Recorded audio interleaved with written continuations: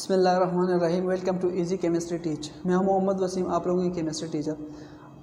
Previous lecture में हमने chemical equilibrium के बारे में डिस्कस किया था कि केमिकल इक्विलिब्रियम क्या होता है। ठीक है, आज हम पढ़ेंगे कैरेक्टरिस्टिक ऑफ केमिकल इक्विलिब्रियम की। केमिकल इक्विलिब्रियम की कैरेक्टरिस्टिक क्या होता है। ठीक है, केमिकल इक्विलिब्रियम में हमने पढ़ा था कि केमिकल इक्विलिब्रियम रिवर्सिबल रिएक्शन का एक ऐसा स्टेट होता है जिसपे फॉरवर्ड रिएक्शन का रेट बैकवर्ड रिएक्शन रेट क्या हो जाता है, बराबर हो जाता है। तो इस स्टेट को हमने कहा था chemical equilibrium. Characteristic of chemical equilibrium का क्या मतलब होता है। कैरेक्टरिस्टिक ऑफ केमिकल इक्विलिब्रियम की खसूसियात क्या होगी। पहला जो कैरेक्टरिस्टिक है केमिकल इक्विलिब्रियम का, ये है कांस्टेंट कंसंट्रेशन।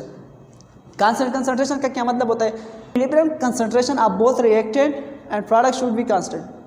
ये जो केमिकल इक्विलिब्रियम होता है, केमिकल इक्विलिब्रियम के स्टेट पर प्रोडक्ट का और रिएक्टेंट का कंसंट्रेशन क्या होता है, कांस्टेंट होता है, सेम रहता है। परस्पर ये क्या है, एक रिएक्शन है जिसमें हाइड्रोजन गैस और नाइट्रोजन गैस कंबाइन करके अमोनिया बनाता है।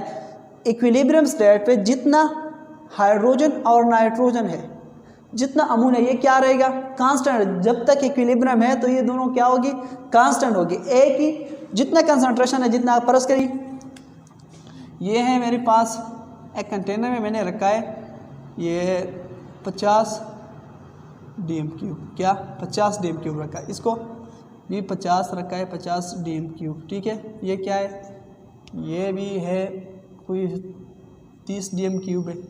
जब तक इक्विलिब्रियम है ये कंसंट्रेशन क्या होगी, सेम होगी। ये भी 50 Dm3 होगी, ये भी 50, ये 30 Dm3 रहेगा इक्विलिब्रियम तक। तो इस स्टेट को, ये केमिकल इक्विलिब्रियम का एक कैरेक्टरिस्टिक है कि केमिकल इक्विलिब्रियम पे रिएक्टेंट और प्रोडक्ट दोनों का क्या होता है, कंसंट्रेशन सेम रहता है, कांस्टेंट रहता है। ठीक है, उसके बाद होता है equilibrium can be initiated from इधर साइड। ये जो इक्विलिब्रियम होता है, इक्विलिब्रियम दोनों साइड से इनिशिएट हो सकता है, दोनों साइड से स्टार्ट हो सकता है। प्रोडक्ट की साइड से भी और रिएक्टेंट की साइड से भी क्या हो सकता है, ये स्टार्ट हो सकता है। इक्विलिब्रियम इस चीज़ पे डिपेंड नहीं करेगा कि ये बिल्कुल प्रोडक्ट की साइड से इनिशिएट होगा या ये रिएक्टेंट की साइड से इनिशिएट होगा, ये दोनों साइड से हो सकता है। आप लोगों को पता होगा कि ये जो है हाइड्रोजन नाइट्रोजन कंबाइन करके फॉरवर्ड रिएक्शन क्या कहते हैं, फॉरवर्ड रिएक्शन करके ये बनाता है अमोनिया। ओके, टूट के ये बनाता है हाइड्रोजन और नाइट्रोजन गैस, ये बैकवर्ड रिएक्शन से होता है।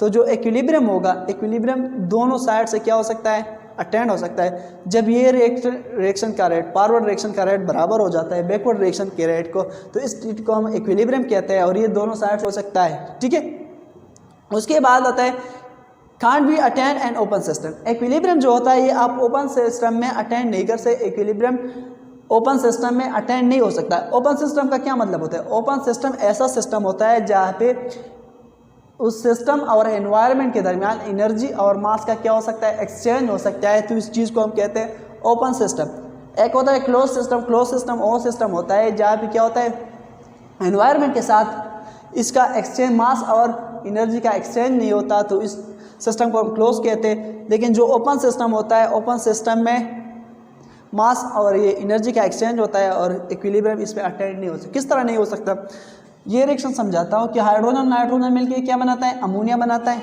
ठीक है, अब ये अमोनिया है गैसियस स्टेट में, सिस्टम मेरे पास क्या है, ओपन सिस्टम है। तो ये गैस निकलते हैं, क्या करता है, ये गैसियस है ना, तो ये बाहर भी निकल सकते हैं ना, कुछ सब्सटेंस का वेपर भी बन सकता है, वो भी बाहर निकल सकते हैं।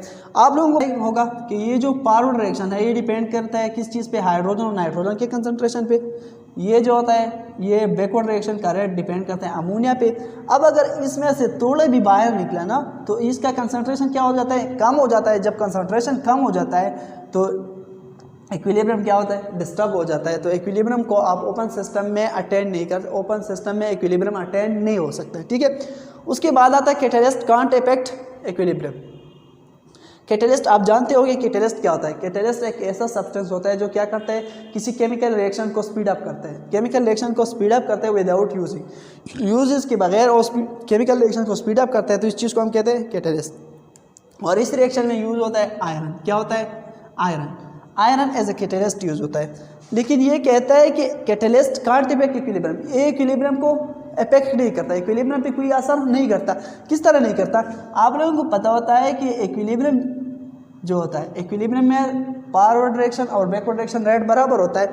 ये जो कैटलिस्ट होता है ये इस तरह करता है कि दोनों रिएक्शन को स्पीड अप करता है, बैकवर्ड रिएक्शन और फॉरवर्ड रिएक्शन दोनों को स्पीड अप करता है। तो इस वजह से कैटलिस्ट का इक्विलिब्रियम पे कोई असर नहीं होता। उसके बाद आता है gaps free energy should be zero. Gaps free energy क्या होता है?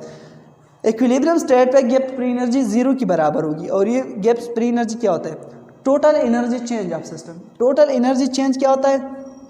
आप सिस्टम को हम गैप फ्री एनर्जी कहते हैं। और ये इक्विलिब्रियम में किस चीज़ की बराबर होगी? जीरो की बराबर होगी। ठीक है, तो ये था कैरेक्टरिस्टिक आप केमिकल इक्विलिब्रियम की। केमिकल इक्विलिब्रियम की खसूसियात क्या होगी। तो आई होप ये आपको समझ में आ गया होगा। इंशाल्लाह नेक्स्ट वीडियो में हम लॉ ऑफ मास एक्शन के बारे में पढ़ेंगे। अल्लाह हाफिज़।